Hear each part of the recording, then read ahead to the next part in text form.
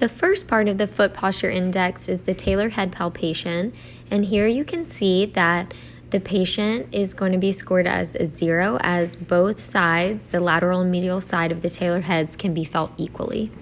The second test is the supra and infralateral malleolar curvature, and here you can see that this would be graded as a -1 because the curve below the malleolus is concave, a little bit flatter, but more shallow than the curve above the malleolus.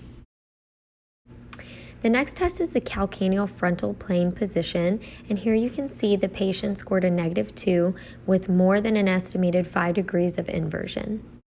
This test is assessing for bulging in the region of the T and J, and here you can see the patient scored 0 because in the area of the T and J there is no bulging and it is flat.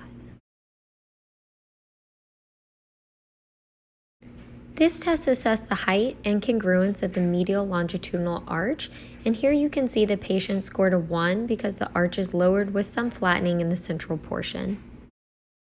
Lastly, this test assesses abduction and adduction of the forefoot on the rear foot, and here you can see the patient is just barely at a -1 because the medial toes are a little bit more visible than the lateral toes.